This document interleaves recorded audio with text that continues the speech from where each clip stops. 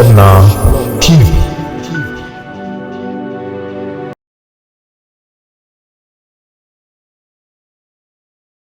يا فير برخة بالكم شدي بالكم وتليكم مش بلو أوار كاباس ديف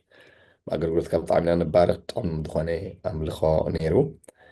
جدمان نبز بلد سخن كدينا خمس باس ديف كله تسنهم على أملخ البلد كندينو تيخم على أملخ العل كله أبي وقتكم سيل العل كله تريو أمين أك زيك قالوا دخاني يلبو أنا دس يدبلاني نحنا كمزي نبرة رؤوة مش ميديين دول صحف على فورجت زي كوينو دارجا كل نبرة تايد بلالو ميديين دبلالو دبزه ياو أبعدنا نخينا ميد إن تشاينا أظن بس حلو ميد إن تشاينا أنا تي ميد إن كأوسوني مالتي تشاينا تسالف بوف قال يدبل مالتي ميد إن يو إس إيه تخوينو وميد إن أستراليا عندنا عدنا تخوينو ميد إن جرماني قالت تخوينو قال أوكي قبل مالتي أنسخنتكم دما ميد إن ذا وورد أوف God هنا سيبقى الأملاك يتسرع جبل سبال እንኳን ዳን ንስኻትኩም እንግዳ ብመልክዑን ብምስሉን ፍጥረት ብምሉ ደስ ብለኒ ካብቲ ዝኾነ ደበለ ራእይ ብደይብኡ ድኾነ ኢሉ መጀመርያ ቃል ነበረ ቃል ድማ ምስ ኣምላኽ ነበረ እቲ ቃል በዓሉ ድማ ኣምላኽ ነበረ ብኡ ኩሉ ኮነ እዩ ድብል ብርኡ ድኾነ ወላ ሓደ የለን ናይ ዕብራውያን ፀሓፍ ክዛረብ ከሎ ከዓ እሞ ኩሉ ይድብል ምዕራፍ ሓደ ፍቅዲ ሰለስተ ቢርኩም ኩሉ ብሓይሊ ቃሉ ተፀዊሩ ኣሎ ይድብል ኩሉ ብሓይሊ ቃሉ ኣብ እንግሊዝ ታይም በቃ the word is his power በቃ and God sustained everything through his word እግዚአብሔር ይመስገን ስለዚ ተዳኣኒ ከም ዝበልኩም ጀንዊን ኮይኑ ተዳእቲ ንብረት ተበላሽካ أبي نحن بحق تسجنوا إنت يوم تدعلكم مني أتم صرحوا نعمنت أنا درايف دقبرا مكينا لاتني مازدا CX-9 تبحال ويدماني نيسان لاتنا سلزي مبزحتنا جابان ما كاينين أنا ميدين جابان سلدخونا نزيين دفلتون منين تدعلكم مني جابانا ويني سلزي تدعت بلاشين نساتهم سبيرا اللوهم كم يجرون كم تصرحون فلتيهم كعريون قليل سلزي نستخدمها أمين كاب دكتور نلعب أمين ويتصوعوا كاب مدهاني تبلو كل على الدكتور سجاو نجر كات رح كفو صغير منفساو نجر كدن كبوت حيكل قال أملاخ كن مدهاني سكي مدهاني تبل حادث سمالو نزر خبن يوتو نبزلو سجوخا فوسي أمين هيوتن فوسن سكلهم معات قوي تخزار بين دبل حادث قالوا لإيخو إدبل فيديوهم كفتو بحد أن قالك زي أبير كبر لكم كوين قال أملاك كبرت لأن لكم فيديوهم كيفيتكم السؤال حدا أقالبهم أي وسد فيديو خفيت كامتشم بقى شبدا عدا اختبار يتخلي فيديو خفتو قال أملاك كبري ألني زبل سب أنا قال أملاك أخبيري أبي وتي زرير أنا قال أملاك زاربي زمت كده فيديوهم كفتو ويتاي بارخ أمين أقالبو غيركم نوت حسكم نقال أملاك كبر حلال لك خوين زيابي دماغ خبرك قال أملاك كبر حلال لك خوين زيابي دماغ خبرك مرافع 15 قدام ساميل ترى أنبيكم من تايبنا زيابيرك تايلو بنبي ساميل غيرو ننقص سألك زاربون كله نسخة نقال أملاك سلزنا عكاية نقال أملاك سلزنا عكاية زيابي دماغ نعق كله يدب أتن قالوا زنعق إلو مسالي زارب كله ننفسه يدفع يدب سلازي أنا نقالو أخبرت علمني دو إلى إرسمه كف إلى إرسمه بقى قالب إرسمه نقرأ من قد يسمعني تبلسب فيديو خفيتو مالت خوينو سمعين لما قلتي أبي وتي نتبي مخيرو زمتك على شركة قبلكم خبت دس دبلاني بقى خبد سمع أخوه خبد مهار كابت مهار كوه كاب زنبب كوه صبري كم هنصبخ أبي وتنا أستمع غيرنا أبي وتنا بقى وسيت زرخمنا له قال كنا قلقل كلنا كنا بقى كابي وتنا تقوريسوس الوتس حيل اللو أبا خاتكم أتي دماني በቃ ገለ መለኮታዊ ስራሕ ከም ዝሰርሕ ምንም ጥርጥር የብለይ ዝኣምን ሓደ ሰብ ኣሜን ይበለኒ ኣሜን ከም ዝበልኩምን ምልክቱ ድማ በቃ 5 ፃሓፈለይ ናይ ፀጋ ቁጥሪ ኢለ ድኣምን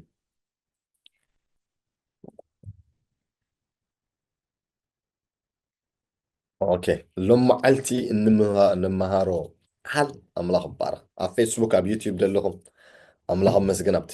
ኣብ ቲቪ ኮንኩም ትርእዩና ዘለኹም ጎይታ ይመስገን ምክንያቱ ፅባሕ ኣብ ቲቪ ኣብ ዓድና ስለ ዝኸይድ ማለት እዩ ጎይታ ይባረኽ እስኪ በቃ ሎም መዓልቲ ቃል እንመሃሮ በቃ ኣይሁዳውነት ድብል በቃ ኣይሁዳውነት ድብል ሓደ ቃል ከንብበልኩም እየ ምሳይ ኣብ ፕሬዝ ጋድ ደስ ደብል መንፈስ ኣሎ ደስ ደስ ይብለንሎ ደስ ደስ ይብለንሎ ኣሜን ምሳይ መፅሓፈ ኣስቴር ክንከይድና እሞ ሓደ ቃል ከነንብብ ኢና ምዕራፍ 6 كأننا قالت صحف كان رئينا أملاح بارخ حمت تغسي خنبب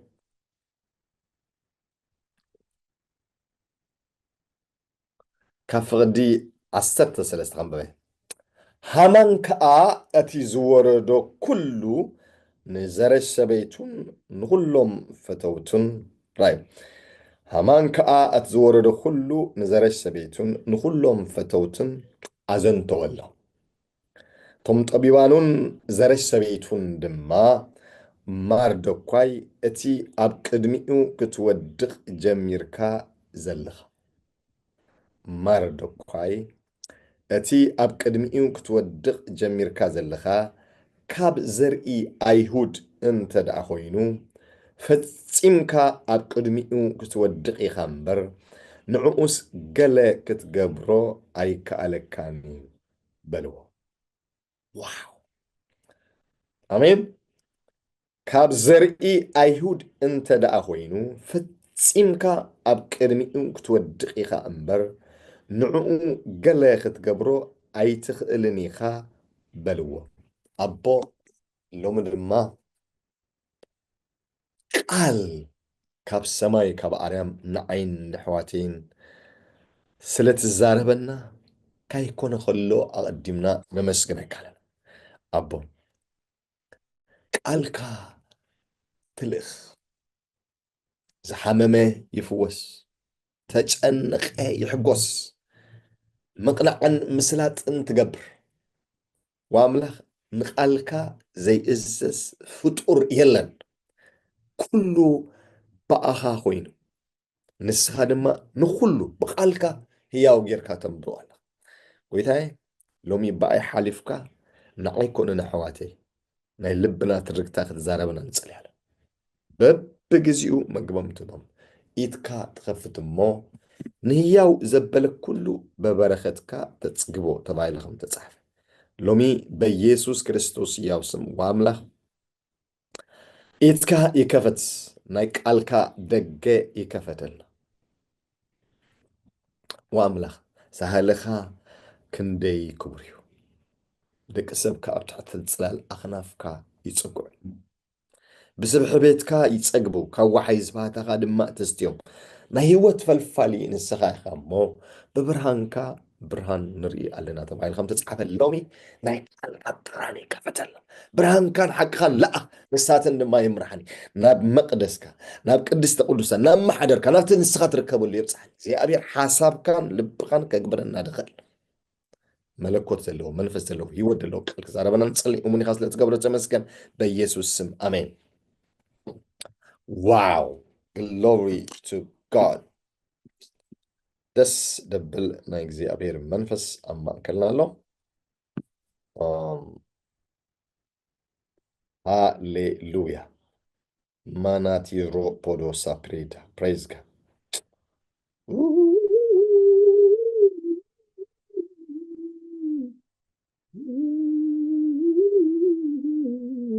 ኣሜን እሺ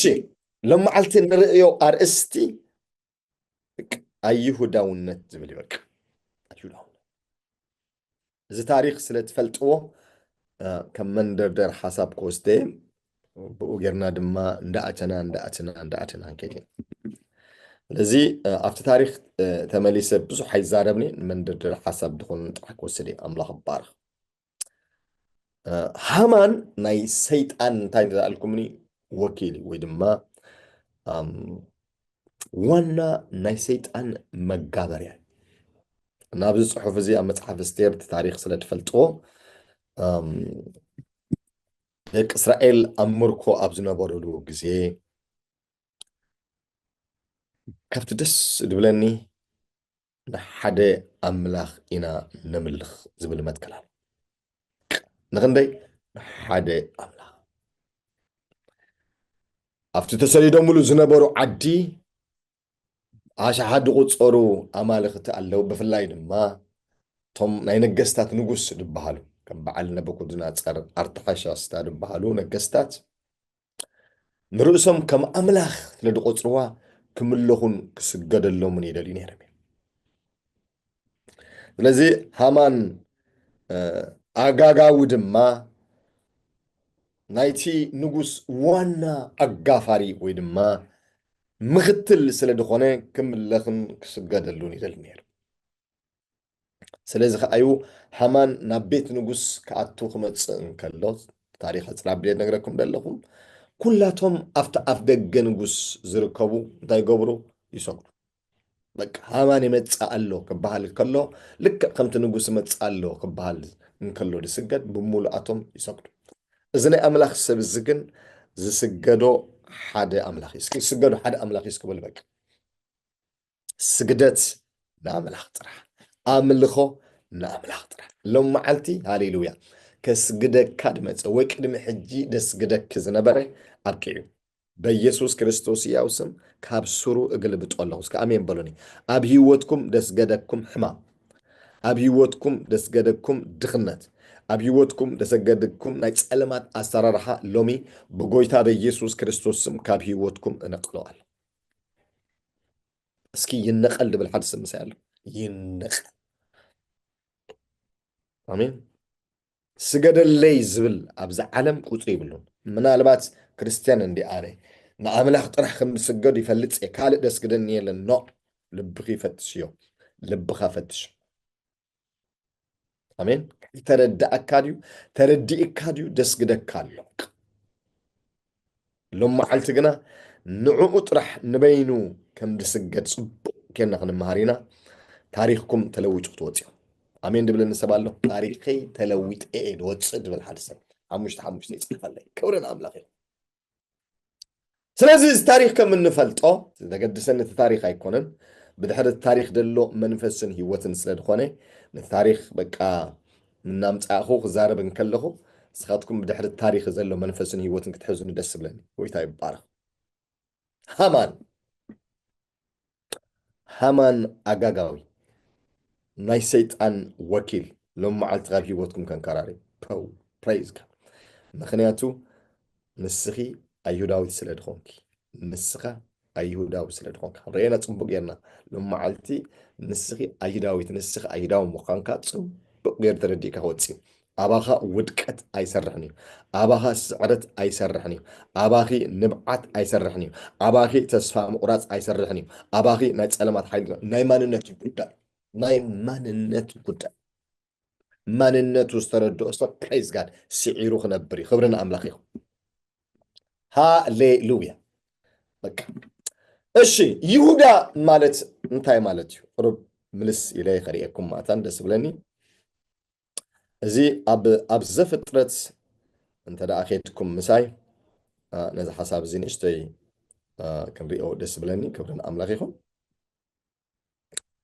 ይሁዳ ካብ ወዲ ያዕቆብ እዩ መጀመርታ ግዜ ትረኽቡ ቃል እዚ ኣብ ዘፍጥረት ምዕራፍ 29 ኣብ ፍቕዲ 35 እዩ ልያ ድማ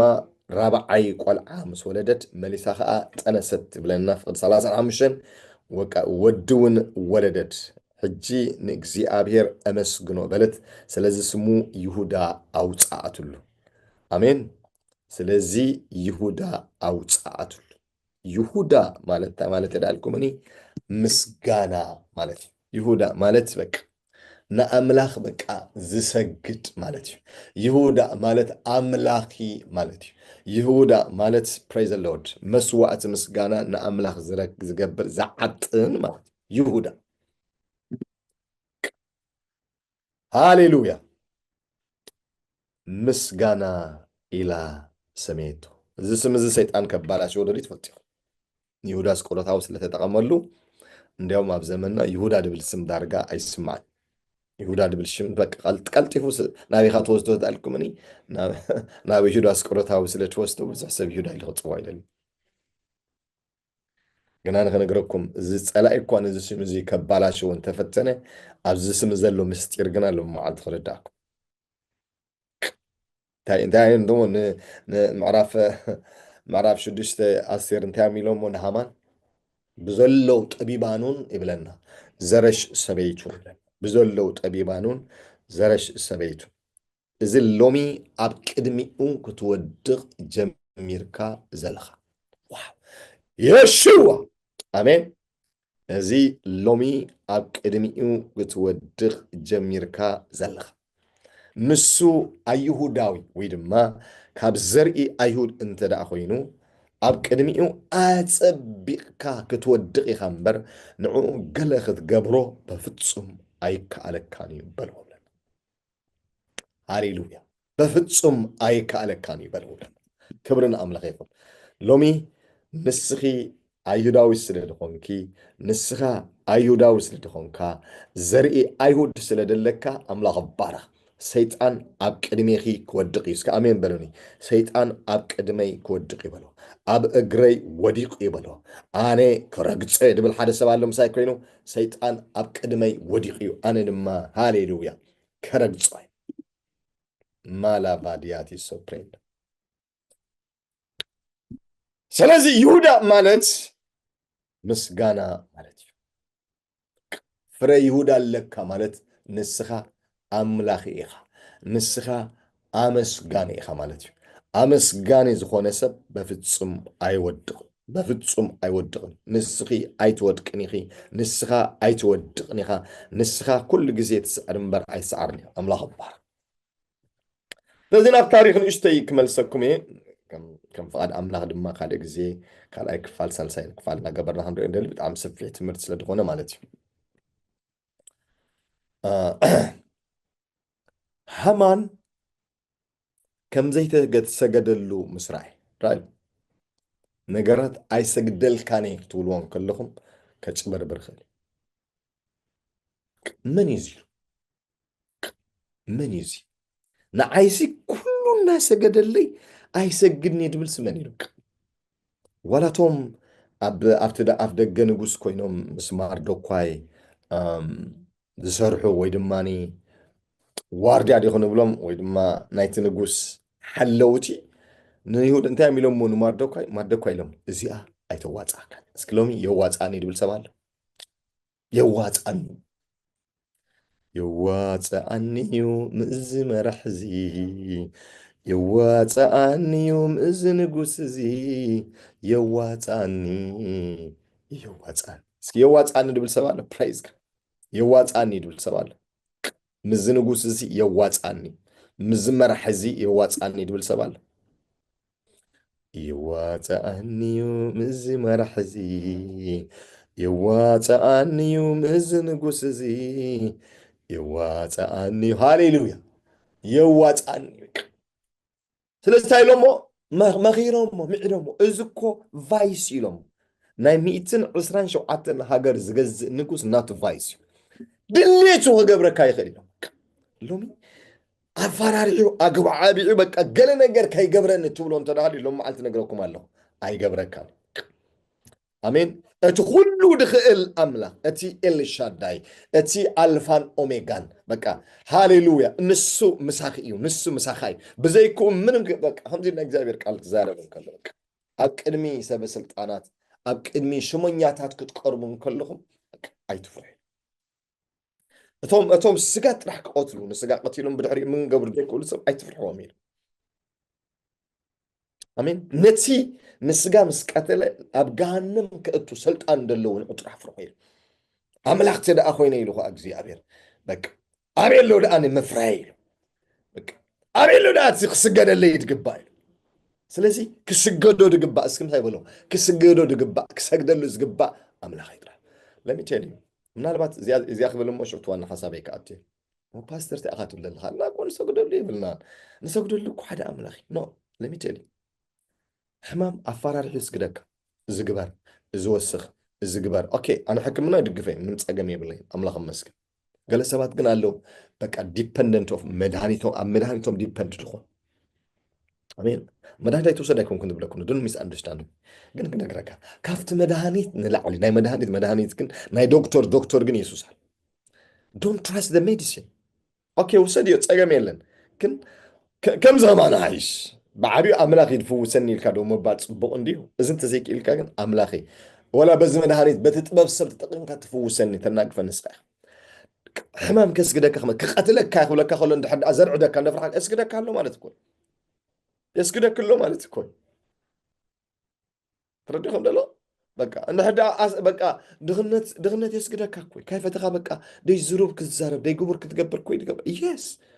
ሎሚ ከይተረዳእና ንሰግደሎም ኣዝዮም ብዙሓት እዮም ኣፈራሪሑ ደስግደና ኣእሚኑ ደስግደና ኣዝዩ ብዙሕ እዩ ኣሜን ኣነ ርግፀኛ ንኣምላኹ ጥራሕ ድሰግድ ንኣምላኹ ጥራሕ ድምልኽ ሰብ በቃ እንዴ ንኣምላኹ ይፈልጦ ማለት ንኣምላኹ ዝፈልጥ ህዝቢ ክብርትዕን ክገብርኒ ንኣምላኹ ድሰግድ ህዝቢ ክብርትዕን ክገብርኒ ስለዚ ድስገዶ ኣምላኸይ ጥራሕ ካልእ ድሰግደሉ ደምልኾ በቃ የብለይ እንተ ደኣ ትብል ኮንካ ኣነ ርግፀኛ ንስኻ ሰዓሪኻ ንስኺ ሰዓሪት ኢኺ ብሕብሪ ጥበብ ገይሩ ምኽንያት ገይሩ ደስግደኒ የለን ድስገዶ ሓደ ኣምላኺ ንስዩ ኣምላኸይ ንስዩ ጎይታይ ንሱ መድሓነይ ድብል እንተልዩ ሎም መዓልቲ ሃሌሉያ 5 ፀሓፈለይ ሃሌሉያ ፕሬዝ ጋድ እና እንታይ ኢሎሞ ኣይዋፅኣካን ኢሎም ኣይዋፅኣካን ኢሎሞ ፕሬዝ ጋድ ኣይዋፅኣካን እሱ ከዓኒ ይዋፅኣኒ ስጋዕ መወዳእታ ክኸይደ ኢሎ ስለ ትፈልጦ እቲ ታሪክ ከይዱ ከዓ ስጋዕ መወዳእታ ከይዱ ኣምላኽ ድማ ብሂወት ጣልቃት እዩ ትቐንዲ ዝደለኽዎ ሓሳብ እሱ ስለ ደይኮነ ንእሽተይ ክምለስ እዩ እግዚኣብሔር ይመስገን ኣነ ትቐንዲ ሓሳብ ደለዮ ዘለኹ ዘምልኽ ሰብ ንኣምላኹ ደምልኽ ሰብ ንኣምላኹ ዝሰግድ ሰብ ዘርኢ ይሁዳ ድኾነ በቃ ዘርኢ ይሁዳ ደለዎ ዘርኢ ምስጋና ደለዎ ናይ ምስጋና ፍረ ድብል በቃ ዘንበርክኾ ናይ ፀልማት ሓይሊ ምክንያቱ ትንቢታዊ ቃል ኣሎ ትንቢታዊ ቃል ኣለ እንብል ኣለዎ ፕሬዝ ጋድ ኣማን ንማርዶኳይ ንዕኡ ጥራሕ ምቕንፃል ኣዝዩ ሒደት ኮይኑ ተራእየብለና ኣብ ቤት ንጉስ ኣትዩ ኣለው ድበሃል ገንዘብ ከፊሉ ኣብዛ ምድርኻ ወይ ድማኒ ኣብዘን 127 ሃገራት ፋሕ ድበሉ ፍሉይ ዓይነት ህዝቢ ኣለው ከምዚ ኣነ ሎምን ንስኻትኩም ኣብ ዓለም ምሉእ በቃ ተዘርጊሕና ደለና ማለት እዩ ስለዚ እዞም ህዝቢ እዚኣቶም ሓደ ኣምላኽ ኣለዎም ንኣምላኾም ጥራሕም ሰግዱ ንንጉስ ኮነ ብካልእ መንገዲ ናዕይን ከላይ ኣይስግዱን እዮም ነዚኣቶም ከስግዶም እየ እንተዘይሰጊዶም ድማኒ ከፅንቶም ኢሉ ተንስዩ ፀላይ ከፅንተክ ኢሉ ይተንስእ ድሌቱ ይግበር እመኑኒ ኣብ ሂወትኩም ድስዕር ግን ሃሌሉያ ናይ ኣምላኽ ሓሳብ ጥራሕ ሓንትስ ንስኻትኩም ንዕኡ ኣሜንን እውን ጥራሕ በልዎ ሕማም ኣየስግደክን እዩ እዚ ሕማም እዚ ኣይወስደክን እዩ ኣይትሞትን ኢኺ ብሂወት ክትነብር ኢኺ ኣሜን ድብል ንሰብ ኣነ ብሂወት ክነብር ኣይመውትን እዚ ሕማም እዚ ኣይወርሰኒ ዝብል ሰብ ኣሎ እዚ ሕማም እዚ ኣይወርሰንን እዩ ኣነ ዝወርሰኒ ኣምላኸ እዩ ሂወተይ ንዑ ሂበየ ድብል ሰብ ኣሎ ክብርን ኣምላኸ ማርዶኳይ ኣይሰግድኒ ኢሉ ኣሜን ዘርኢ ይሁዳ ስለ ደለዎ ኣይሰግድኒ ኢሉ ኣብ መፅሓፈ ዳንኤል ተኸድኩም እውን مش أنا بت أوريجينال شو ما متصور عيد سبلني مشائيل عزاريا عنانيا أين سجني نايل بس قاعد موداتها أخيرا لما عتسكي أي سجني تبل سوال أي سجن دسجدوا حدا أملاخ قال دسجدني يلن دبل praise God praise God praise God praise God praise God praise God كبرنا أملاخ يقول دسجدوا أملاخ دملخ أملاخ ካልእ ክስገዱ ድግባእ ኣብ ሂወተይ የለን ኣብ ሓዳረይ የለን፣ ኣብ ናብራይ የለን፣ ኣብ ኣገልግሎተይ የለን። ንዕኡ ጥራሕ ደምልኽ እግዚኣብሔር ይባሃል። ሃሌሉያ። ኣነ ከምዚ ኢለ ዘሚረ ኣይሃሉ በቃ ኣብ ዓሌተ ኢድ ዝም በቃ ድምልኽ ኣይሃሉ፣ ኣብ ዓሌተ ኢድ ስገደሉ ኣይሃሉ ኢለ፣ ኣብ ዘመነይ ድስገደሉ ኣይሃሉ ኢለ፣ ኣብ ሃገረይ ድስገደሉ ኣይሃሉ ኢለ፣ ኣይሃሉ። ኣሜን። ምናልባት ምስ መጻኩም ሲዲ ወይ ድማ ክሊፕ ምስ ስራሕና ፅቡቅ ጌርኩም ትሪእዎ ኢኹም። ኣሜን። ድስገዶ ኣምላኽ ጥራሕ። ስለዚ ይሁዳ እባ ሃማን እንታይ ገይሩ እንትደኣልኩምኒ ዘለዎ ኩሉ ገንዘብ ኣጣራቂሙ ነቲ ንኣምላኽ ጥራሕ ደምልኽ ንኣምላኽ ጥራሕ ይሰግድ ዝበለ ህዝቢ ከፅንቶ ወሲኑ። ታሪክ ስለ ትፈልጥዎ ማደኳይ ድማ ካብታቶም ሓደ ኮይኑ ኣብዚ ግዜ እዚ ኣስቴር ወይ ድማ ሃዳሳ ኣብ ቤት ንጉስ ኣትያ ኣላ። ንሃዳሳ እውን በቃ ከምዝን ከምዝን ኮይኑ ለምስ በላሳ ግን ኣይተረዳእትሉ። ኣብ ቤት ንጉስ ስለ ደለኺ ትድሕን ኣይምሰልኪ ኢልዋ።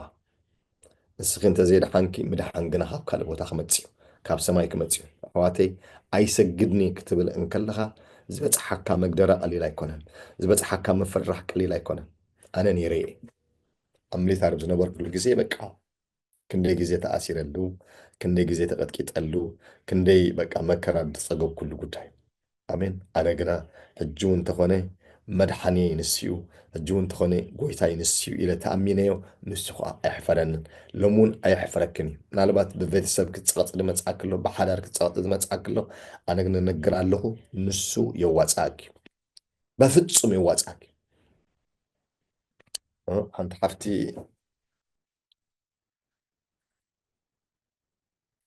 ተመሪዓ ኣብዛ ዓዲ መፅያ ተመሪዓ ምስ መፀት በዓል ቤታ ሕያዋ እዩ፣ ቤተሰቡ ግን ተንስኦማ ማለት በቃ ንጎይታ ክትገድፊ የለኪ ንሕና ነምልኾ ኢኺ ክተምልኽ ደለኪ ኢሎም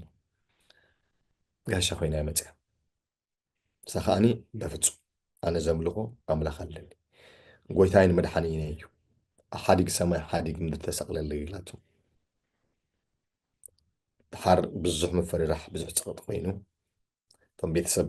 ኣሕዋቱ ኣብቲ ሓዳር ጣልቃ ኣትዮም ኣነ ክበፅሕ ኢለ ምስከትኩ ንዓይ ክቐትሉን እንደልዮም ማለት እዩ። ኣነ እቲ ጉዳይ ኣይፈልጦን እየ ነይረ። ንቸርች ክትከድ የብልክን ኢሎም እሳ ግን ከምዚ ኢላቶ ሕጂ እውን እንተኾነ በቃ እታ ናይ መወዳእታ ክትገብሩ ትኽእሉ ኣብዚ ዓድና ተመሪዕኻ እንድሕር ዳኣ መፂኻ ንክልተ ዓመት ጥራሕ እዩ ቪዛ ድፍቀደካ። ኣሚን ግዜያዊ መንበር ድወሃበካ ማለት ብድሕሪኡ ሰብኣይካ ክፍርመልካ ኣለዎ። ስለዚ ሓንቲ ክትገብሩ ትኽእሉ ካብዚ ዓዲ ክሰጉን ኢኹም። ኣነ ድማ ድልውቲ ኢላቶ ንዓይ መንበሬ ኣውስትራልያ ኣይኮነን፣ መንበሬ ናይ ሰራዊት ጎይታ እግዚኣብሔር ንዕኡ ጥራሕ ድሰግድ ኢላቶ። ብዙሕ ከፋራርሕዋ ፈቲኖም ዝገረመኒ ሓደ ሰንበት ማለት እዩ ከም ፀይለ ኸይደ ኣፍ ደገ ይፅበ ነይረ። ክብርን ኣምላኽ ይኹን መዓት ተዓትዓ ኮይኑ ኣነ ግን ከምሊ ኸይላቶ ድሓር ከዓ ነቲ ዝገረመኒ በዓል ቤታ ይፈቅደላ እቲ ብሙሉእ ቤተሰብ ደ ይፈቅድ። እሳ ግን ኣነ ነዚየ ተመሪዐዮ ሙሲኢኻ ዝነብር ንቤተሰብካ ይኮን ተመ ንዑ ነጊራተ ኣነ ንዓይን ኣንፃረይን ኣንፃር ንክዮም ተስዮም ዘሎ ስም ብጎይታ ይኮን ናብቲ ግዜ ድሓር ኣምላኽ ባርኽ ጎይታ ረዲእዎ ጎይታ ተቐቢሉ ታሪክ ተለዊጡ ሕጂ ካልኦም ኣገልገልቲ እዮም። ሓደ ነገር ክነገረኩም ንድሕር ጨኪንካ እንድሕር ጨኪንኪ ዝሕዘክ የለ። ፀላኢ እንታይ ትገብር መሲልኩም? የፈራርሓካ መወዳእትኡ ግን ከምዘይትብላዕ ምስ ፈለጠ በቃ ይገድፈካ። ኣምላኽ ባርኽ። ኣነ ካብቶም ሓደ ድጨኮንኪ ካባይን ላዕሊ ድጨከነ ግን ሓደ ሓወይ ነይሩ ምሳይ ብጣዕሚ ካብ ሂወቱ ብዙሕ ድማ ጅግና ናይ ኣምላኽ ሰብ እዩ። ኣብቲ ሚሊታሪ ዝነበርናሉ ግዜ ማለቱ ኮይኑ እዩ ንሃገሩ ንህዝቡ ዘገልግል ዋጋ እናኸፈለ ብጣዕሚ ካብ ምሕር እሙን ምዃኑ ድማኒ መዓት ስልጣን ተዋሂቡ። ድሓር ግን ናይ ስደት ዘመን ምስ መፀ እታ ስደት ንእሙን ኣርኪባቶ ማለት እዩ። ስለዚ ኣምላኽካ ግደፍ ተባሂሉ ባይ ዲፎልት ማለት እዩ። ምክንያቱ መጽሓፍ ቅዱስ ከተንብብ ኣይፍቀደካን እዩ ሕብረት ኣሕዋት ትገብር ኣይፍቀደካን እዩ ተባሂሉ ማለት እዩ እዚ ድማ ንቡር እዩ ሓድሽ ነገር ኣይኮነን እዚ ሓውታ ኢልዎም ዝደሓተትኩምን ሕቶ ዝገብር ኢልዎም መንእሰይ ስጋዕ መስዋእቲ ኣዳልያ ይመፅእ ኢልዎም ኣሜን በቃ ኣነ ቀዳማይ ሂወተይ ድህቦ ግና ጎይታ እዩ ቀዳማይ ዓላማይ ጎይታ ኢልዎም ብዙሕ ከረድእዎ ፈቲኖም ዝሓውዝ ግን እንታይ ኢሎም ና ሕጂ እውን እንተኾነ ቀዳማይ ተሰለፍኩሉ ዓላማ ነቲ ሰማያዊ መንግስቲ ክኸውን ከሎ ብድሕሪኡ ከዓ ንምድራዊ መንግስቲ ስለዚ ሓተትኩምን ኩሉ ክገብር ፍቃደኛ እየ ብኣምላኸይ እንተ መፂኹምን ግና ኣነ ብሓተትኩምን ዋጋ ክኸፍል እየ እምበር ኣይገድፎን ኢሎም ሽዑ ሰዶ ተባሂሉ ስልጣን ኮይኑ ተኣሲሩ ፍትሑ ተባሂሉ ብዙሕ ስራሕ ይሰርሕ ኣሎ ድሓሪ ምስ ተፈትሐ ከይዱ ኣብ ቅድሚኦም ከይዱ መፅሓፍ ቅዱስ ገንፂሉ ከንብብ ጀሚሩ ኣብዚ ዲኻ ደለካ ኢሎም ከም ብሓድሽ ቁጥሪ 8 ተኣሲሮም ትፈልጡ ኢኹም ኦቶ ተኣሲሩ ክልተ መዓልቲ ተኣሲሩ ፈቲሖሞ ኣብ ቅድሚኦም ከይዱ መፅሓፍ ቅዱስ ገንፂሉ ምንባብ ጀሚሩ መልሶም እሰሮ ተባሂሉ ኣሲሮም 3 መዓልቲ 4 መዓልቲ ሰሙን 2 ሰሙን መወዳእታ ኣብ ገረብ ጠልጠላ ኣቢሎም ኣሲሮም ኣነ ኢልዎም ሂወተይ ትሕለፍ እምበሪ ነስተሰለፍ ኩሉ ዓላማ ስጋዕ መወዳእታ የድኸድ ኢሎም መወዳእታ ትፈልጡ እንታይ ደሊ ከም ዝብለኩም ደሊ ኤክሰፕሽናል ተባሂሉ ብመራሒ ክፍለ ሰራዊት ንዕኡ ጥራሕ መፅሓፍ ቅዱስ ከንብብ ተፈቂድሉ ረዲኹም ደለኹም ብመራሒ ክፍለ ሰራዊት ደረጃ ንዕኡ ይፈቀደሉ ተባሂሉ ፕሬዝ ጋድ ሃሌሉያ ኣወዲእዎ ንሰይጣን ኣወዲእዎ እንታይ ዝብለና ናይ እግዚኣብሔር ቃል ምዕራፍ 4 ማቴዎስ ልቋስ ኣንቢብኩሞ መንፈስ ድማ ንየሱስ ክፍተን ንበረኻ ውፅእ ኢሉ ንበረኻ ውፅእ ተፈቲኑ ሰይጣን ዘለዎ ኩሉ ፈቲኑ ዘለዎ ፈተና ምስ ወድአ ይብለና ሓደጎ ሰይጣን ዘለዎ ፈተና ምስ ወድአ ንግዚኡ ሓደጎ ትብል ቃል ኣውድኡ ኣነ ከምኡ ይብሎ ሰይጣን ከወዳእካ ይብል እስኪ ከወዳእካ ይብሎ ኣሜን ኣይሰግደልካ ግን ከወዳእካ ይብል ሰብ ኣሎ ምሳ ከወዳእካ ብሕማም ክትፈትን ትኽእል ኢኻ ኣሜን ብሓዳር ክትፈትን ትኽእል ኢኻ ብቆልዑ ክትፈትን ትኽእል ኢኻ ኣነ ግን ምስኪ ምሳይኮም ከወዳእካ ይብል ከወዳእካ እስኪ ዝሰማዕ ሰብ ኣሜን ይበለኒ ወይ 7 ፀሓፈለ ቁፅሪ ኣምላኽ ከወዳእካ ድስገዶ ንኣምላኽ እዩ እስኪ ኣይሰግድኒ ይብል ምሳይኩም ኣይሰግድኒ 7 ፀሓፍ ከወዳእካ ይበሎ በቃ ቅድሚ ሕጂ መስኪረልኩም ኣለኹ ኣነ ሞት ንገዛና ኣስጊድዎም እዩ ኣብ ገዛና ኣወዳት ደበሉ ኣሕዋቲ ኩሎም ሞይቶም እዮም እግዚኣብሔር ይባርኽ ንዓይ እውን ፈቲንኒ እዩ ክብርና ኣምላኽ ይኹን ኣምላኽ ግን ኤክሰፕሽናል ዕላማ ኣለዎ ባይለ የዳእኒ ዋላ ናብ ጎይታ ምስ መፃኹ ብዙሕ ከስክደኒ ፈቲን ሕማምን ሞትን ኣወዲአ እየን ሰይጣን ክብርና ኣምላኽ ይኹን ኣነ ብብዙሕ ሕማም ድሳቐ ዝነበርኩ ሰብ እዩ ናብ ጎይታ ምስ መፃኹ ዝብርሃን እዚ ምስ በርሃለይ ግን ይርስ ክብርና ኣምላኽ ኣሜን መኒ ይርስ ኮይኑ 30 ዓመት ቀሪ ብጥዕና ክነብር በቃ ንሞት ተፈረዶ ሰብ እያ እስኪ ከወዳእካ ይብልዎም ሰይጣን ከወዳእካ ኣይሰግድነይ በልዎ ምዝራብ ሓይሊ ኣለዎ ኣሜን ክትዛረብን ከለኻ ነገራት ሰምዕዮም ኩነታት ይልወጥ ስጋዕ ኣቕሪብ ፀሕ እምበር ኣነ ንመን ከም ዝሰግድ ይፈልጥ ይሆን ምክንያቱ ኣነ ዘርኢ ኣይሁዳውነት ኣለኒ በሉ ዘርኢ ኣይሁዳውነት ኣለኒ በሉ ክብርና ኣምላኽ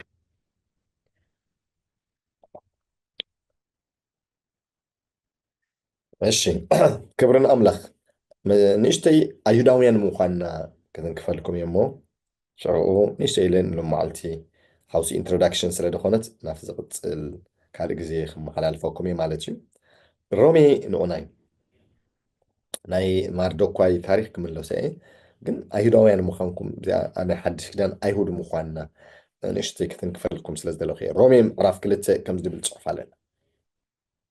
ደቂ እስራኤል ዝምክሕሉ እንተሃልዩ ኣይሁዳውነት እዩ ባይዘወይ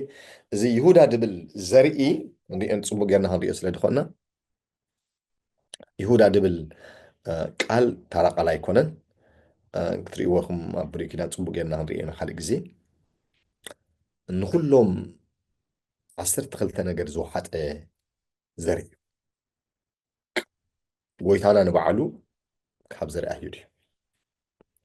ዘለዎ ትንቢታዊ ቃል ፅቡቅ ጌርና ክንሪኦ ኢና ይሁዳ ማለት እምነገደ ይሁዳ ፕሬዝ ጋድ ሮሜ ምዕራፍ 2 ስለዚ እዚኣ ክብለኩም ቅድም እዚኣ ክስምረልኩም ስለ ዝደርኽ ንስኺ ኣይሁዳዊት ኢኺ ንስኻ ኣይሁዳዊ ኢኻ ንኻልእ ክትሰግድ ኣይትኽእልን ኢኻ ንኻልእ ክትሰግዲ ኣይትኽእልን ኢኺ ክብሪ ንኣምላኽ ይኹን ከምዚ ብለና ናይ እግዚኣብሔር ቃል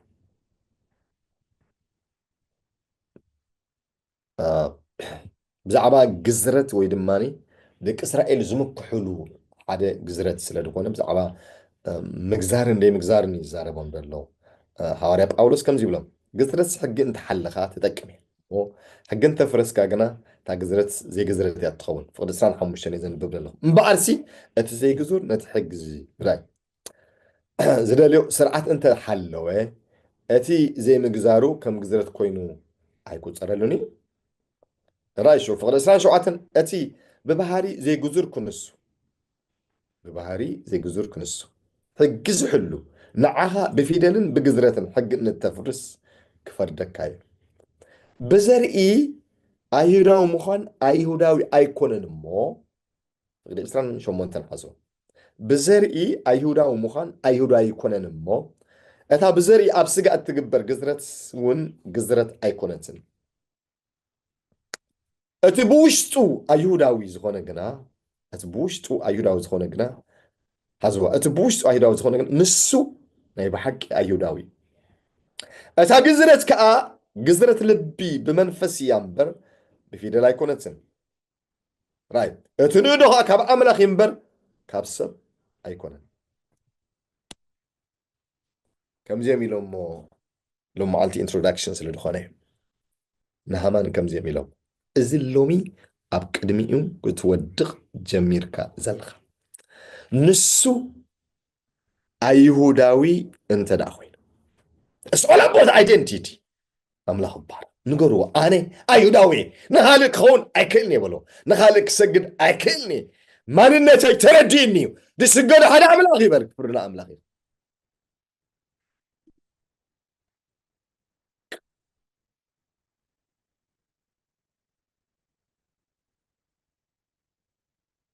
ንእሽተይ መንደርደሪ ክኾነ ገለ ትንቢታዊ ቃል ከምብበልኩም የሞኒ ኔክስት ግዜ ፅቡቅ ገይረ ክገልፆ እየ ካብ ዘፍጥረታት ሒዘ ሓደ ቃል ብመንፈስ ኣምላኽ ተዘሪኹ ኣቦኦም ንኩሎም ደቁ ያዕቆብ ማለት እዩ ክምርቆም እንከሎ ወይ ድማ ትንቢታዊ ቃል ክዛረቦም እንከሎ ከምብበልኩም ደስ ብለኒ ኣብ ምዕራፍ 49 ዘፍጥረት ካብ ፍቅዲ 8 ንይሁዳ ተዋሃበ ቃል ክበኩም እየ ኣታ ይሁዳ ኢሉ ኣሕዋትካ ከመስግኑኻ እዮም ይሁዳ ማለት ምስጋና ኣንታ ምስጋና ማለት እዩ ኣንታ ኣመስጋኒ ኣንታ ኣምላኺ ኣሕዋትካ ከመስግኑኻ እዮም ከመስግኑኻ እዮም ትብል ቃል ምናልባት ካልእ ግዜ ክገልፃ ግን ድምስገን እንታይ ስለ ዝገበረ ሰቂልካ ሰብ ኣይተመስግኑን ኢኻ ኣሜን ስለ ዘድሓነካ ታሪክካ ገለ ስለ ዝገበረ ኣሜን እንታይ ኢሉ ኣታ ይሁዳ እዩ ድብለ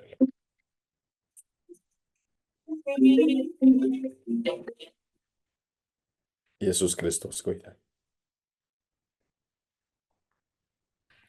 ፕሬዝ ጋድ ኣንታ ይሁዳ ኣሕዋትካ ከመስግኑኻ እዮም ኢትካ ኣብ ክሳድ ፀላእትኻ ክትከውን እየ ራይዎ ኢትካ ኣብ ክሳድ ፀላእትኻ ክትከውን እየ ደቆ ኣቦኻ ክሰግዱልካ እዮም ደቆ ኣቦኻ ክሰግዱልካ እዮም ይሁዳ ሽደን ኣንበሳ ኢልዎ ይሁዳ ሽደን ኣንበሳ እዩ ወደይ ካብ ምርኮ ደየብካ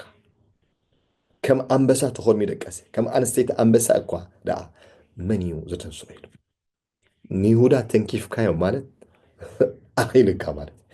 ስለዚኦም ኩሎም ጠቢባኑን ዘረሽ ሰበይቱን ተኣኪቦም ንሃማን ንሰይጣን ነቲ ኣጋጋዊ ንሪኦ ሃማን እንታይ እዩ ደቂ ሃማን እንታይ እዮም ቀጻል ጽቡቕ ጌርና ክንሪአን ሓዙኒ እንታይ ኢሎሞ እዚ ሎሚ ኣብ ቅድሚኡ ክትወድቕ ጀሚርካ ዘለኻ ኣሜን ሎሚ ሰይጣን ኣብ ቅድሚኹም ክወድቕ ጀሚሩ ኣሎ ብክርስቶስ የሱስ ወዲቕ ግን እንታይ ትብል ቃል ኣጸቢቕካ ትብል ቃል የሽዋ ኣጸቢቕካ ክትወድቕ ኢኻ ኣጸቢቕካ ክትወድቕ ኢኻ ንዕኡ ገለ ክትገብሮ ብፍጹም ኣይከኣለካን እስኪ ሎሚ ኣይሁዳዊ የድብል ኣሎ ነጊረኩም እቲ ብልቡ ኣይሁዳዊ ዝኾነ ንሱ ኣይሁዳዊ ደቂ እስራኤል ዝምክሕሉ እንታይ ተዳእልኩምኒ ግዝረትን ዓሌትን እዩ ካልኦት ካልእ ኣለዎም እንዲ እዚ ግን ብጣዕሚ ትምክሕቶም እንታይን ግዝረትን ዓሌትን እዩ ጳውሎስ ዋላ ብዙሕ ዝምክሓሉለኒ ክብል እንከሎ እዚኦም እዮም ቶም ቀንዲ መበል ሻሙናይ መዓልቲ ምዕራፍ 3 ብቦ ኢኹም ካብ ፍቕዲ 8 ፊልጵ መበል ሻሙናይ መዓልቲ ተገዘርኩ ካብ ዕብራውያን ዕብራዊ ብዘርኢ ከዓ እንታይ ኢሉ ቢንያም ዓሌት ቢንያም ኢሉ ፍቱው ዘርኢ ኢሉ ፕሬዝ ሎርድ ክብርን ኣምላኽ ኢኹም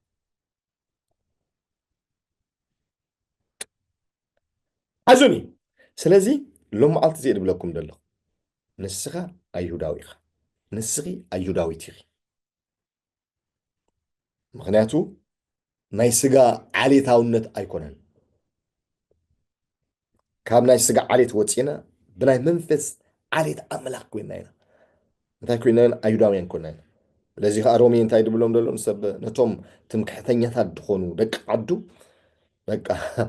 እዚ ኮ ናይ ጳውሎስ ዘገርም መለኮታዊ ምግላፅ ስለ ዝበርሃሉ ትምዓት ውሽጡ ስለ ዝመልአ እምበር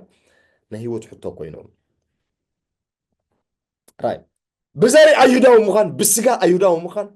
ኣይሁዳውነት ኣይኮነን ኢሉ እታ ብዘሪ ኣብ ስጋ ትግበር ግዝረት ተመካሕካውን ግዝረት ኣይኮነትን ተተኪዩ ተቐይሩ ይብለ ኣሎ ታዳ እቲ ብውሽጡ ኣይሁዳዊ ዝኾነ ኣነ እስኪ ብውሽጡ ናይ ምስጋና ዘርኢ ደሎ ንሪእና ምስ ምስጋና ድብላ ተሓዝና ፅቡጌና ንሪእና ራእዙኒ እቲ ብውሽጡ ኣይሁዳዊ ድኾነ እስኪ ኣነ ብውሽጠይ ኣይሁዳዊ እየ ድብል ሰብ ኣሎ ኣይብገርኒ ኣይብዳኒ በፍጹም ኣይብዳኒ ዘንበርክኸኒ የለን ደስ ግደኒ የለን ድብል ሰብ ኣሎ ኢዝ ኢምፖሲብል በፍጹም ኣብ ቅድመይ ክወድቕ እዩ ፀላእየ ኣብ ቅድመይ ክወድቕ እዩ ሕማም ኣብ ቅድመይ ክወድቕ ኣነ ግን ኣብ ቅድሚ ኣይወድቕኒ ከመይሲ ኣነ ዘርኢ ኣይሁዳውነት ኣለን ኣም ሃሌሉያ ኣም عجيب شو كبرنا أملاك بس جاي يكون تغيري ولا كله نسخي زرقي أيداون نتعلق نسخة زرقي أيداون نتعلق كبرنا أملاك كوميدي ولا نادر لنا جزاك أتبوشتو ኣይሁዳዊ ዝኾነ ንሱ ኣይሁዳዊ እታ ግዝረት ከዓ ግዝረት ልቢ ብመንፈስ እያ እምበር ብፊደል ኣይኮነትን እቲ ንእዶ እውን ካብ ኣምላኽ እምበር ካብ ሰብ ኣይኮነን ብለና ክብርና ኣምላኽ ይኹን ስለዚ ፀላኢኻ ኣብ ቅድሚኻ ክወድቕ ኔክስት ታይም ዲቴይል ክንሪኦ ኢና ንሎመዓልቲ ግና ኣብዚ ክወድእ እዚኣ ጥራሕ በሉ ኣነ ዘርኢ ይሁዳ ኣለኒ أملاك بارك نشتي مرة قلت حساب تكون المعتة يسوس كم سير زري أيهودي بس جا يسوس أيهوداوي سلاز كم بركوي كان إذا تنبيتاو قالي ما دو كوي مالت نا يسوس كريستوس تايدالكم تمثالي أوي مسكال كسكال همان مسكال عداري لي يسوس كريستوس برقص أم مسكال تسقيلي أكننا أفتح منفسه عالم قل من يسقيل ذلكم نسيت أنت صغير مش من السيد أنت تسعير يسوس أم بقى تسعير يسعيره تسعير كمسعر دبل تمرت لنا سيد أن يسوس كريستوس مسكال الدليل اسكم دلهم أفت مسكال تسقل لكن من يتذلكم برقص يسوس تسقيل يسوس جن نعاود تسقيل تسقيل استرافا جن من يتذلكم تواريد استرافا جن من يتذلكم مني سيد يسوس مسكال سعير وتي سقع مسكال تعزيز وتي مسكال سيد أن يوردت بوتاينين أينو نيسوس ناي ودر بوتا بخون فلتي كأون لعلس توارد تسعر توارد جن من ذلكم سيطان ክብርን ኣምላኽ ይኹን ሓዙን እምበኣሪ እግዚኣብሔር ቃል ክዛረብ ከሎ ዮሃንስ ወንጌል ምዕራፍ 1 ካብ ፍቅዲ 10 ትሒዙ ናብታ ዝፈጠረ ዓለም መፅኡ እታ ዝፈጠረ ዓለም ኣይተቐበለቶን ፍቅዲ 11 ሽኡ ነቶም እተቐበልዎ ብስሙ ዝኣመኑ ግና ውሉድ ኣምላኽ ኮኑ መሰላቦም ኣነ ንስኻትኩምን ካብ ኣርያም ካብ ሰማይ ካብ ኣምላኽ ዝተወለድና ኢና ኣምላኽ ይባረኽ እስኪ ካብ ጎይታ ተወሊደ ድብል ሰብ ኣሎ ካብ ጎይታ ካብ ኣምላኽ ተወሊደ ካብ ጎይታ ካብ ኣምላኽ ተወሊደ ኣሜን ዓሌት ቀይረ ይድብል ኣሎ ኣነ ኣይሁዳዊ ይድብል ኣሎ አይሁዳዊ ድማ ይስዕር እምበር አይሰዓርኒ የስግድ እምበር አይሰግድኒ ይበሎ ንመን ጥራሕ ይሰግድ ሓደ ኣምላኽ ይሰግድ ኣምላኽ ንዓይ ከምዚ ኢሉ ናይ ሎሚ ክንደይ ኣዋርሕ ንዓይ እንተሰጊድካ ኢሉ ንዓይ ጥራሕ እንተሰጊድካ ኩሉ እግርኻ ከስግዶ ኢሉ ኣብ ቅድመይ እንተ ወዲቕካ ነገራት ኣብ ቅድሚያ ክወድቅ ንዓይ እንተደሊኻኒ ነገር ኩሉ ክደልየካ እዩ ሎሚ ነገራት ተዳደሊኻዮ ካብኻ ካድም ንኣምላኽ ክደልየኻዮ ግና ነገራት ክደልይኻ መፅሓፍ ቅዱስ እዚ በረኸት እዚ ክደልየካን ክረኽበካን እዩ ዝብል ቃል እግዚኣብሔር ኣምላኽካ ተሰሚዕካ እንተ ደኣ ተኣዚዝካ ኣብ ብሉይ ኪዳን ምዕራፍ 68 ዘዳግም እዚ ኩሉ እዚ በረኸት ክደልየካን ክረኽበካን እዩ ክደልየክን ክረኽበክን ክደልየካን ክረኽበካን ስለዚ ሎሚ እዚኣ ሓዙንሎም መዓልቲ ንስኺ ኣይሁዳዊት ኢኺ ኣሜን በቃ ሕና ብመንፈስ ኣሕዋት በዓል ዳንኤል በዓል ሲድራቅ ሚሳቅ በዓል ዓብዶን ገና በት በኽሩ ስሞም ክፅውዖም ደስ ይብለኒ ኣሜን ሕና ኣሕዋት ሚሻኤል ኣዛርያ ሃናንያ በልጢሻጥር ፕሬዝካ ኢየሱስ ክርስቶስ ጎይታ እዩ ልስ ኣሕዋት ዳንኤል እዩ ድስገዶ ሓደ ኣምላኽ እዞም ትፈልጢኹም ኔክስት ንሪአና ፅቡቅ ገና ንኣምላኹም ጥራሕ ምስ ሰገዱ ኩሉ ክሰግደሎም ከሎ ንርኢ ኣምላኾም ከኣስሚዮም ሓሊፎም ንስኺ ትሰግድሉ የብልክን በፍፁም ሕማም ኣየስግደክን ናይ ግዜ ሕቶ ጥራሕ በቃ ኣሜን መጀመርያ ይመስል እዩ መፅሓፍ ቅዱስ ክዛረብ ከሎ ገላትያ እቲ ብስጋ ዝተወለደ ኢሉ ነቲ ብመንፈስ ዝተወለደ እንታይ ገብሮ ይድብለና ኣስገዶ ወይ ድማ ሰጎጎ ይድብለና ንግዚኡ ሰጎጎ እያ ትብል እንዳሓራ ግን እቲ መንፈስ ተወለደ ብስጋ ንዘለኣለም ሰጎጎ ይድብል ናይ እስማኤልን ምዕራፍ 4 ትፈልጡ ኢኹም ገላትያ ምዕራፍ 4 ብዛዕባ እስማኤልን ኢሳቅን እዩ ዝዛረብ መጀመርያ በቃ ተዳሪኢኻዮ በቃ እስማኤል ድገዘ እዩ ድመስል ኣብቲ ገዛ ወደኽደኽ ድብል ኣጋር ንእስማኤል እዩ ድሓር ግን ነታ ባርያ ምስ ወዳ ናይ መወዳእታ ስጎጓ ተባሂሉ በቃ እስማኤል ስጋውነት እዩ ደስ ዝብል ኣሜን ሎሚ ስጋውነት ኣይገዝኣክን ስጋውነት ኣይገዝ ኣየንበርክኸካን ኣሜን ሓጢኣት ኣየንበርክኸካን እምቢ በቃ ድብል ሰብ ኣሎ ሎሚ እምቢ ድስገዶ ንሓደ ኣምላኽ ኣነ ኣይሁዳዊ እየ በሎ በቃ ኣሜን ሰይጣን ኣብ ቅድመይ ክወድቕ መጀመርያ ደይ ክመስል ኣሕዋት ደሸገረኩም ሓጢኣት ክህሉ ባህርያ ስጋውነት ዝዓብደለኩም ክመስለኩም ይኽእል እዩ at the end of the day ዓወት ናትካ እስኪ ዓወት ናታ ይበል እስኪ ስዕረት ንፀላእ ኢትኻ ዓወት ግን ናትኪ እግዚኣብሔር ባ እቲ ኩሉ ሳዕ ናባ ዓወት ዝመርሓና ባኣና ገይሩ መኣዛ ፍልጠቱ ኣብ ኩሉ ቦታ ዝገልፅ ኣምላኽ ስባሓት ይኹን ኢሉ እስኪ ዓወት ናተይ ድብል ሰባት ዓወት ናተይ እዩ ናተይ ይበሉ ዓወት ናተይ እዩ ኣነ ኣይሁዳዊ እየ it's all about identity ተሚሎሞ እዚ ሎሚ ኣብ ቅድሚኡ ክትወድቕ ጀሚርካ ዘለኻ ንሱ ኣይሁዳዊ እንተ ደኣ ኮይኑ እስኪ ኣነ ኣይሁዳዊት የብልኩም ተኽኢልኩም እስኪ ኣነ ኣይሁዳዊ የበልክ ኣነ ኣይሁዳዊ የብል ኣነ ብል በቃ እቲ ብልቡ ኣይሁዳዊ ድኾነ ንሱ ኣይሁዳዊ እቲ ብልቡ ኣይሁዳዊ ድኾነ ንሱ ኣይሁዳዊ ኣነ ብልበይ ተገዚረ የብል ኣምላኽ ባርኽ ልባዊ ግርዘ እቲ ኣረጊት ሰብና ተቆሪፁ ከይዱ ቆሎስየ ምዕራፍ 2 ፍቅዲ 11 ከምኡ ይድብል በቃ ኣሜን ኣነ ደቂ ንሓጢኣት ተገዚረ እየ ንሓጢኣት ሞይተ እየ ዓልየት ቀይረ ዘርኢ ቀይረ ኣጂውሽ በል በቃ ኣይሁዳዊ ኣነ ኣይሁዳዊ ኮፒ ጌርኩም ፔስት በሉ በቃ ፅሒፎን ኣለዋ ብሩኻት ኣሕዋተይ በቃ ኣነ ኣይሁዳዊት ኣነ ኣይሁዳዊ ኣይንብርክኽኒ ንኻልእ ኣይሰግድኒ ኣብ ውሽጠይ ዘርኢ ኣምላኽ ኣለኒ ዘርኢ ኣምላኽ ደይስግድ ንኻልእ ኣለኒ እዚ ዘርኢ እዚ ካልቲቬት ገብረ የብል ከዕብዩ እየ ዝዘርኢ እዚ ኣብ ውሽጠይ ደሎ ክግለፅ ኣሜን ክብርን ኣምላኽ ይኹን በቃ ደስ ይድብለና ኣብ ዘላ በቃ ግዝኣትካ ፋሕ ኢሎም ኣለዉ ዘምልኽዎኻ ንሓደ ኣምላኽ ፕሬዝካ ንኻልእ ኣየምልኹን እዮም ኣይግዝኡን እዮም ክፀንት ኣለዎም ኢሉ ኖ ኣሜን ንስኺ ኣይትፀንትን ኢኺ ተፅንት እምበር ኣይትፀንትን ኢኺ ንስኻ ተፅንት እምበር ኣይትፀንትን ኢኻ ምክንያቱ ኣብ ውሽጥኻ ደሎ ገዛኢ መንፈስ እዩ ኣብ ውሽጢ ክደሎ ገዛእ መንፈስ እዩ እስከ ኣነ ኣይሁዳዊ እየ ድብል ሰባት ኣነ ኣይሁዳዊ የንበርክኽ እምበር ኣይንብርከኽን ይገዝእ እምበር ኣይግዛእን የስግድ እምበር ኣይሰግድን የሱዕ ፕሬዝ ጋድ የሱዕ ኣሜን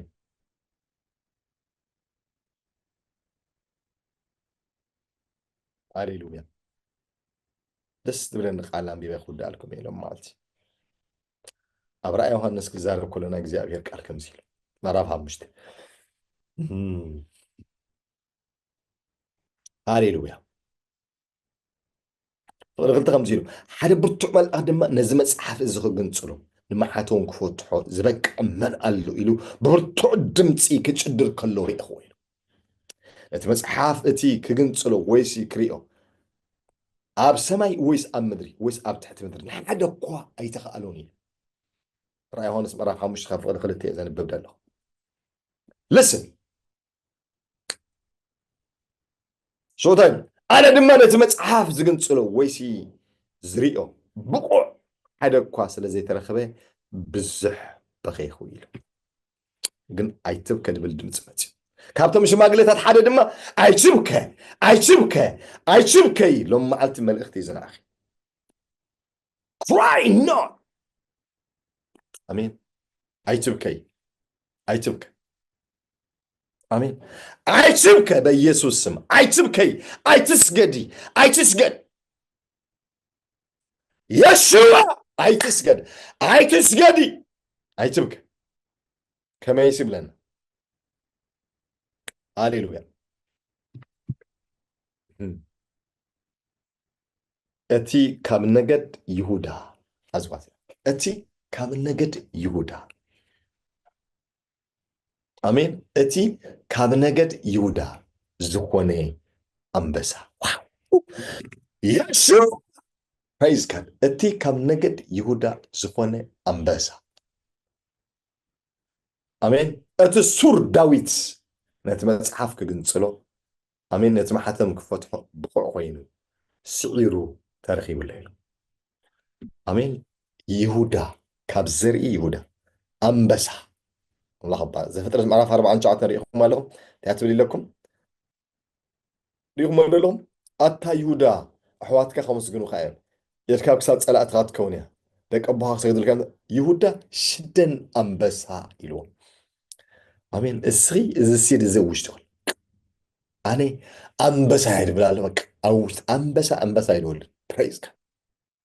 آمين نسري زر أنبسا وش تخلك صادق إلو كم شدن أنبسا يستبع أنبسا يسجل غنبر هيسجل ينبرك غنبر هينبرك غن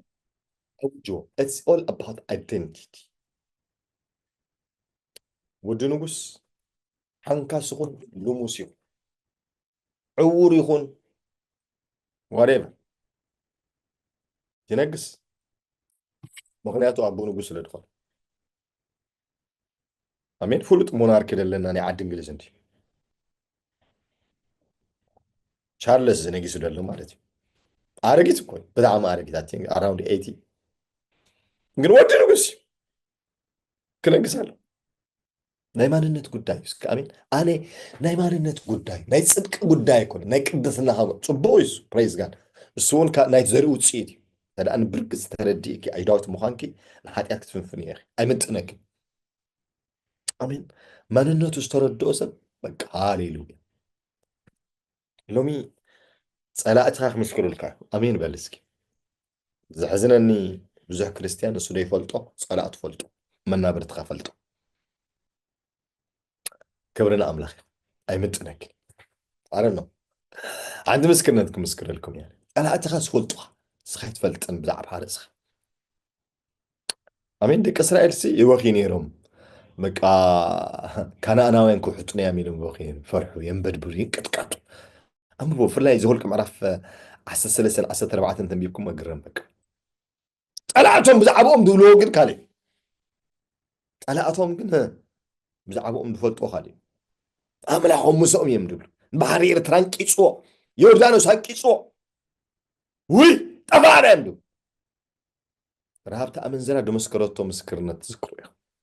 توم سليا بقى مساعتو በቃ ሰንቢዳ ኣምላኽኩም ዝገበሮ ሰሚዕና ኢላት እስኻትኩም ጻድቃናትኩም ንፉዓትኩም ጀጋኒኹም ኖ እስኖት ኣባወት ኢላት It's all about you. Yeshua! It's all about your God. It's all about your identity. Identity دهبك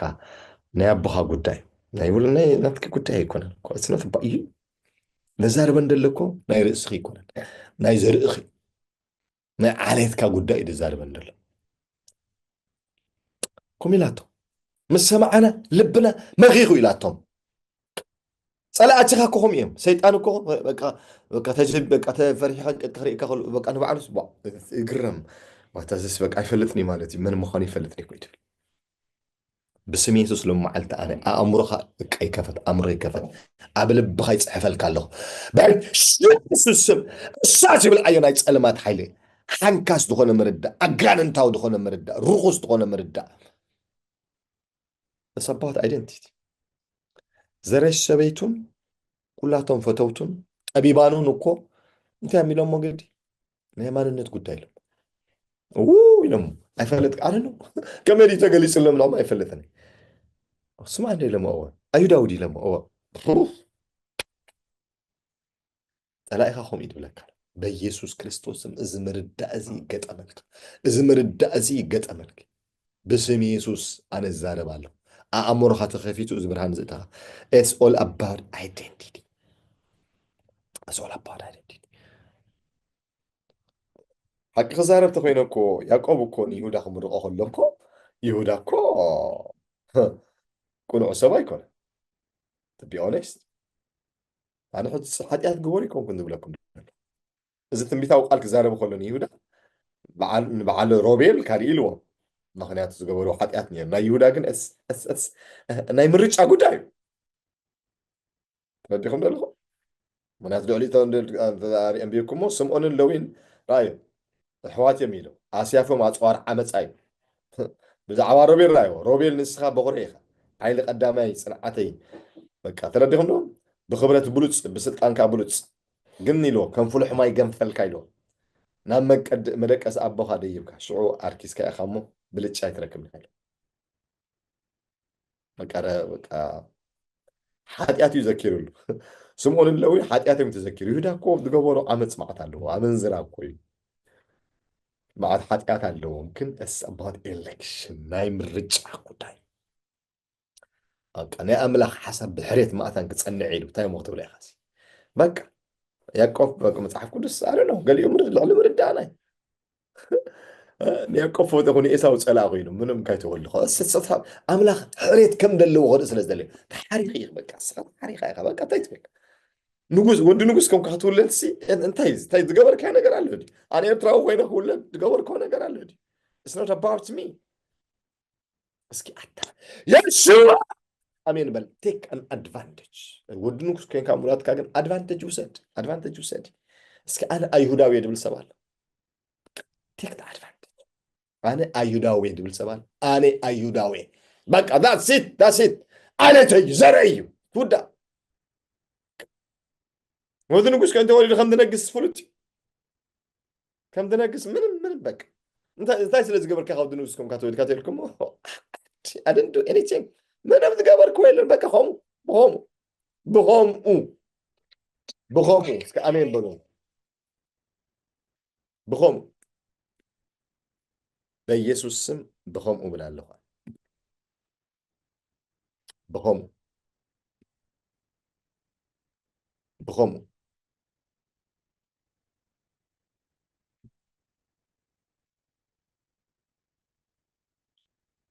هاليلويا بخم أمين بلوني It's all about identity It's all about identity It's all about identity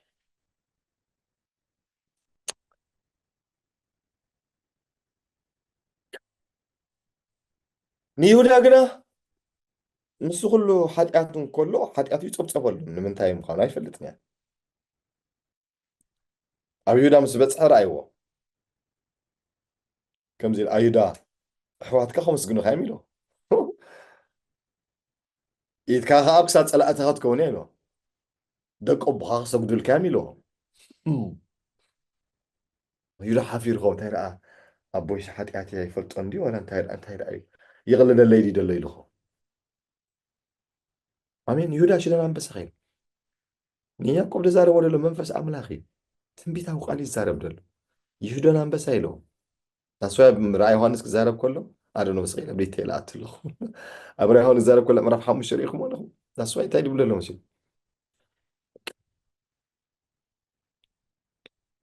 እቲ ካብ ዘርኢ ይሁዳ ድኾነ ኣንበሳ ኣሜን ካብ ዘርኢ ይሁዳ ድኾነ ኣንበሳ ነቲ መፅሓፍ ክግንፅሎ ነቲ ማሓተም ክፈትሖ ብቑዕኹ ይትረኽብ ኣይትብከይ ኣሜን ኣይትብከ ፕሬዝ ጋድ ጎይታ ይባርክ ሎም መዓልቲ መዓድ እዚኣ ሓዙኒ ንስኺ ኣይሁዳዊት ኢኺ ናይ ልቢ ግዝረት ተገብረልኪ ኣሜን ኣረጊት ሰብ ካባ ክትቆርፁ ድኸደ ብስጋ ዓሌት ድቆፅር ዝነበረ ተቆሪፁ ኮይዱ ናይ መንፈስ ዓሌት ጥራሕ ደለካ ከምኡ ዝብሎም ደሎ ትምኩሑ ንስኹም ናይ ስጋ ዘርእኹም እንዲእወን ግን ኣሜን በዚ ግን ደኣተወሎ ይድብሎም ደሎ ሃዋርያ ጳውሎስ እቲ ምኩሕ ኣይሁዳዊ እቲ ምኩሕ እስራኤላዊ ጎይታ ይባርክ ኣቦ ነመስግነካ ኣለና የስ እዚ ብከምኡ ዝተዋሃበና ማንነት ስለ ዝኾነ ስምካ ይባርክ ደጊምና ነቲ ዓብ ስምካ ንባርኩ በኢየሱስ ስም ሎሚ ናይ ዘርኢ ጉዳይ ኣይንሰግን ኢና ኣይሰግን ኣሜን ኣይሰግን ደስ ግለኒ ኣብ ውሽጢ የደሎ ዘርኢ ኣይሰግን ንኣምላኽ ጥራሕ ትሰግድ ካብታ ዳግም ተወለድ ኩላ እምቢ ኣታሊሉ ደስ ገደኒ ካብ ሎሚ ግን ኣይሰግድ ንሕማም ኣይሰግድ ንጭንቀት ኣይሰግድ ንፍርሒ ኣይሰግድ ተስፋ ምቑራፅ ኣይሰግድ ንናይ ፀላኢ ውዲት ኣይሰግድ እምቢ ኣይሰግድ ዝስገዱ ኣምላኽ ጥራሕ ክሰግደለየ ነው ነገራት ከዓ ክሰግዱለ እዮም ኣብ ቅድሚኡ ክወድቕ ነገራት ከዓ ኣብ ቅድሚኡ ክወድቕ ኣቦ ክብሪ በካሎ ንዝብዚ በዚ ቃል ዝባሪኸዮ በኢየሱስ ክርስቶስ እያብ ስም ኣሜን ግሎሪ ቱ ጋድ ክብርና ኣምላኽ ይኹን ኣዩ ብለስድ ኣነ ኢንትሮዳክሽን ጥራሕ ሓሲበዮ ገለ ነገር ወሲድኩም ክትኮኑ ተስፋ ገብር እስኪ ኣምብለስድ ተባሪኸ ድብል ሰብ 7 ይፃሕፈለይ ፕራይስ I am blessed. I am blessed. Just write 777.